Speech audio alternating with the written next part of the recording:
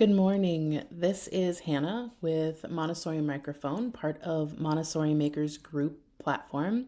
And this week we are going to talk about leadership. So, earlier this week, if you saw our Substack or if you get our blog, or if you see some of our ads on Facebook or Instagram, you likely saw that the theme of this week is about Montessori leadership. This is a really, really important topic to discuss because leadership is important for any organization, but for Montessori schools and organizations specifically, the type of leader that we need to have in place and that needs to exist in order to support this amazing way of life is really, really important to examine. So, I have, been in this field for over 20 years. I have been a guide. I have been a coach, a coordinator. I've been a director of curriculum and instruction. I've been a school leader. I've been a head of school. And I've learned so much in my journey about the things that make schools work and also the things that challenge their success. And so I wanted to spend some time today talking about exactly what that is and how it works. So, if I think back to my career and all of the various places that I've been within Montessori specifically, I have encountered a lot of different leaders, and I have met some really great folks who have really supported me and others that we worked with, supported children, and really were champions for the growth and development of the program and the philosophy. And I have also met some leaders who seemed really challenged to do the work, leaders who really struggled to help others grow and to see the best in them.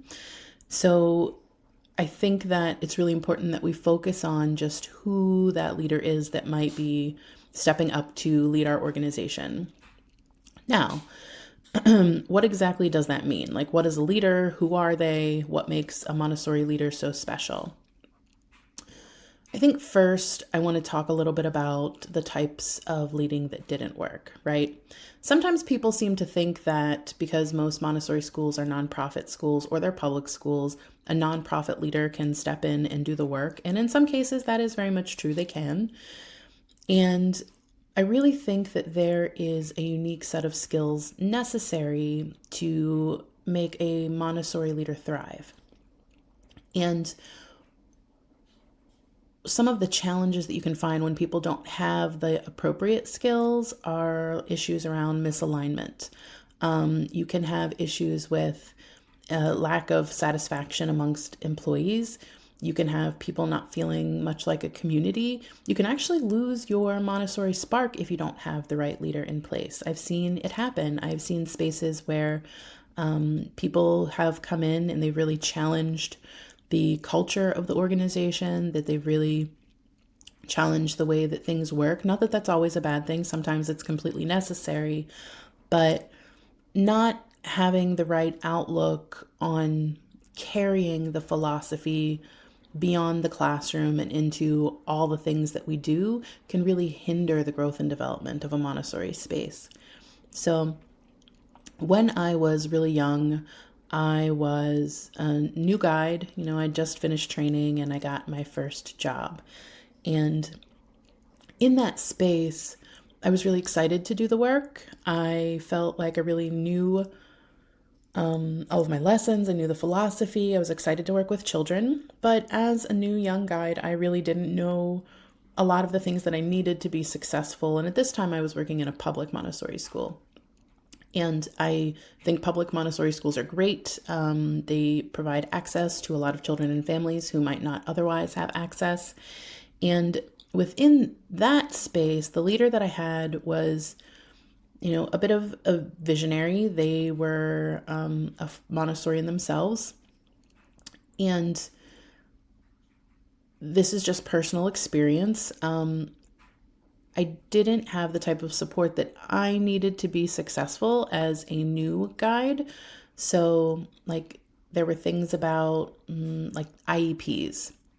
public school rules and regulations that I wasn't aware of, the ways to support big behavior challenges, children that had varying needs, I really didn't know yet. And my experience with my leader then was that they did not have the, I don't know if it was a lack of skill, a lack of knowledge, or a lack of interest, but for whatever reason it was, I wasn't receiving the support necessary to be successful. I had to seek that out on my own from other mentors around the building. And so I remember feeling very brokenhearted and lost around my experience. I actually considered not continuing in Montessori or in teaching for that matter because that experience was not great for me. Later on, I worked in a private Montessori, small one, and my leader, again, was a Montessorian themselves. They were really interested in the children and the philosophy, but the business portion was a bit of a struggle for them.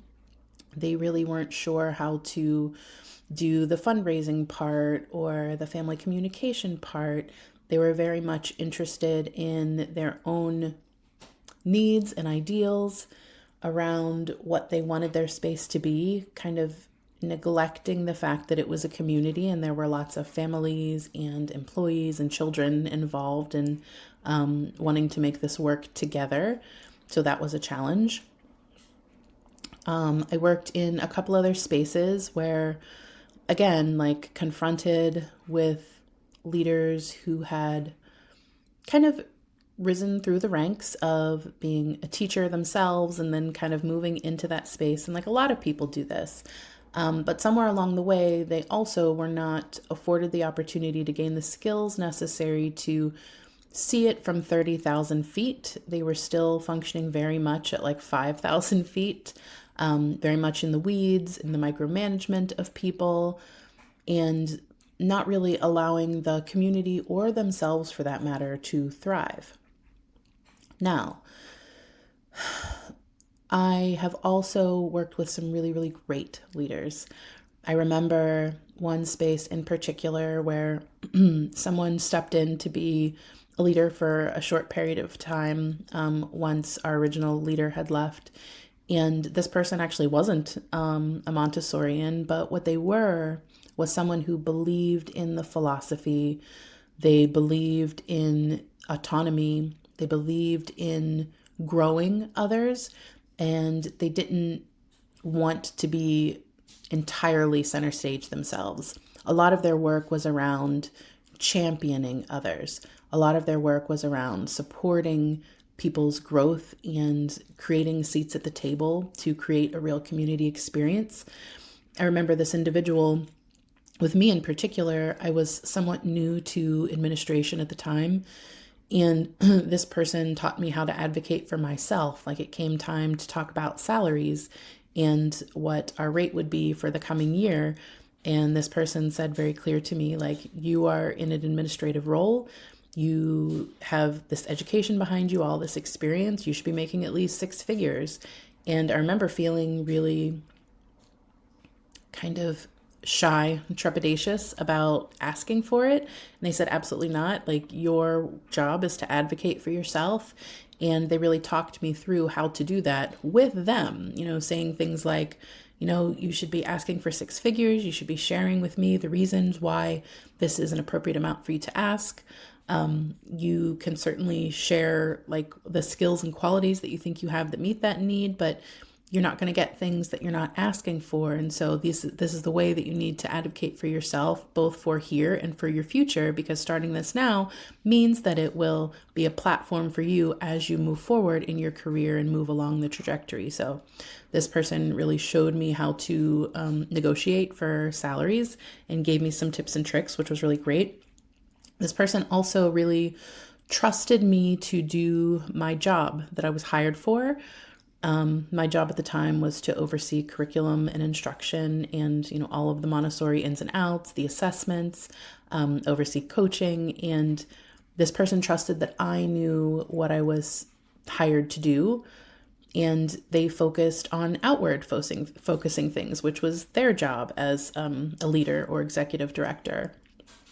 And so I think having that trust and that autonomy and that invitation to have a voice and do what it was that I did well really helped build my confidence as a leader as I was moving on into other roles. And I think that, like, you know, Montessorian or not, many of us grow into leadership from classroom positions. And again, like, not a bad thing at all. Such a wonderful thing to have experience with children and families and then move into a different type of role within a school. And many of us get into this work because we love children and because we understand children. And the work as a leader is so much more broad than that. It includes that most certainly, but we need to be able to transfer those skills for the broader community when we are in a leadership position. So at Montessori Makers Group, we created a portrait of a dynamic leader. And it came from a place that many Montessori schools across the country, particularly those that go through middle school or high school, will create something that we often call the portrait of a graduate. And it goes through all of the things that we expect to see in humans as they matriculate through the program and out and beyond into their next phase of life. And, if we think about all of the ways that we really want young humans to grow into these invested folks in society who are parts of the solution, who are somewhat autodidactic, who show empathy and tolerance, and they invite people to the work. All of these skills are something that we want to see, and so they often come out in this document that we call the portrait of a graduate. Here at Montessori Makers, building on that and thinking about the type of leader that really fosters an environment to create a space where children can evolve in this way means that we are creating an environment where adults also are able to show many of these qualities and shine through their work. So it takes certain competencies and skills and character traits within the leader that really sets the stage for all of this to happen. And so some of these essential character traits are as follows. We might think of a leader as having ethical integrity, right? That they are making choices because it is the right thing to do. It is ethical. It is honorable. It is working in service of children. It is working in service of families. It is working in service of the adults who are caring for and educating these children every day in those spaces. Because when adults feel good and feel strong and feel supported, they can give their best possible selves to children. We think about these leaders having social consciousness. This social consciousness means that we are paying attention to the pulse of what is happening in the world, both in our small, intimate communities, as well as in our cities, our states, our country, in our world. We have a consciousness and an understanding of what is happening so that we can act in a way that is according to really supporting the needs that are there and supporting the growth that can happen, leading us towards our main goal, which is peace, right? And that happens on the world stage, but it also happens in our everyday lives. These leaders really need to have a great sense of their community. They need to be oriented to who they are, what they value, how they work, so that they can work in partnership with the community. There needs to be a sense of curiosity, wanting to understand the unknown, because there are a lot of moving parts in Montessori spaces. There are a lot of moving people. The primary environments, the upper elementary environments, they're very different. Maybe your art making space, or if you have a gym, that's very different. Maybe the space where the adults work together are different, but getting to know and learn what are all the various things that make this place so wonderful, that make it thrive, that make it buzz, that draw people to be in it, helps you to make better decisions as a leader. So like, you can't go in thinking that you know all the things or that you have all the answers. Rather, it is your job to pay attention and listen and get to know all of the pieces, because none of us can do this work alone.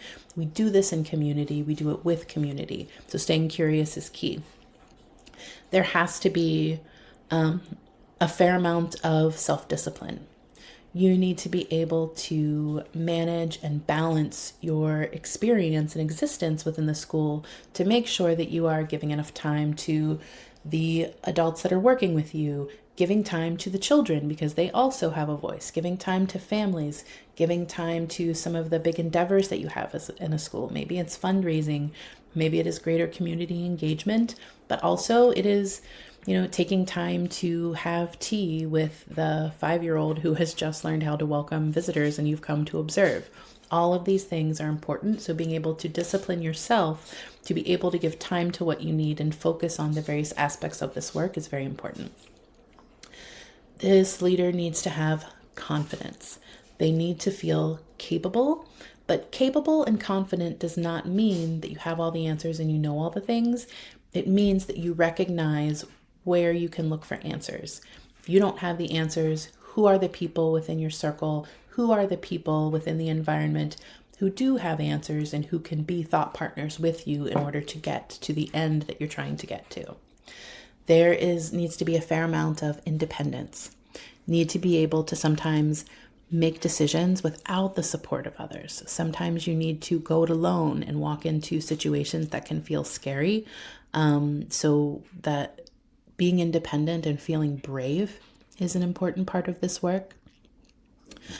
A leader needs to be creative and willing to work with the challenges that are thrown in our laps sometimes. And, if you are a school leader, if you know one, there are many challenges that come our way. It is important to be ready to look at all of the various elements available. And sometimes solutions need to be creative. Sometimes it's an issue about how we're going to cover after school care. Sometimes we're trying to figure out how we're going to make enough money to buy the new thing or create the new space that we need. Sometimes it's how we're going to fill spaces with love and joy when staffing is challenging.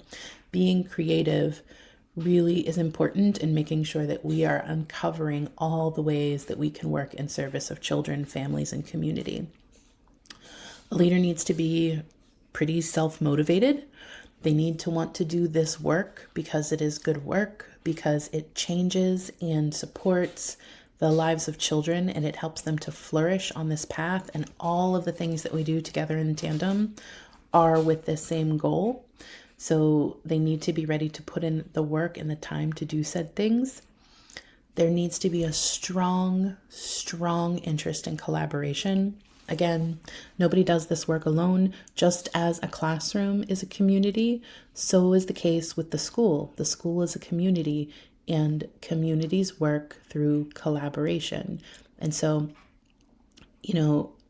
I've often heard the adage that we give the same respect to the president as we give to the janitor. And I think that's true in daily life in general, but particularly so in a Montessori space. We give the same respect to the families and the board chair that we give to the 2-year-old child because they have different needs, but they have valuable needs and they deserve the honor and respect and time necessary to reach their potential no matter their age. And then finally, and probably most importantly, a leader really needs to have a real comfort and interest in diversity. Diversity of thought, diversity of ability, diversity of opinion, diversity of need. The world is what it is and is such a beautiful space because of diversity. And we need to encourage it within our spaces. Certainly within our classrooms, it's what we want for our children. Our world is growing more and more into a global space. It is no more just our small communities and the few people that we might have grown up with. Not only are spaces more populated, but you have access to anyone and anything at the tip of your finger through the internet. And in order to thrive, you need to be flexible and you need to be able to collaborate with others. And the best way to be able to do that is to have the experience with others, to go through situations where people have different experiences than you, that they have a different life or lifestyle than you, and you get to learn and work and collaborate together and understand what that feels like. And it's important for young children And the way that we offer that to young children is by showing it as adults. We model it. And so it is important that a leader has a space created where they are inviting all sorts of people to the table to be collaborative, to be creative, to really have a sense of how we can work together as a group. So here at Montessori Makers, we do Montessori matchmaking as part of our work, where we help schools to find guides, co-curricular staff, etc., that are in alignment and can meet their needs. We also do executive matchmaking, and we do that because we believe that finding the right person that understands the philosophy, that is aligned with the philosophy, and ready to lead the whole organization with the same philosophy through which we have this lens for children so that everyone can thrive. So we invite you to check out our website, learn a little bit more about the 8 steps that we go through when finding these leaders. But we really do this because we want all children to succeed. We want the adults that are caring for said children to feel comfortable and to be happy and be able to give the children their best selves, because our outcome wish is all the same. We want to see a better tomorrow. We want to see a world where peace is the overarching goal, where people are feeling good, where everyone is thriving. And in order to get there, we need to create the right type of space. So that means we need to have the right type of leaders within said spaces. That's all for today. As usual, if you need anything, please don't hesitate to reach out. You can find us in a number of spaces. You can always go to our website at www.montessorimakers.org. You can find us on Substack. You can find us on YouTube. You can find us on Instagram, on Facebook. We have a blog. We have this podcast. And we really love connecting with the community. So should you need anything, again, please don't hesitate to reach out. Again, I'm Hannah Richardson with Montessori Makers.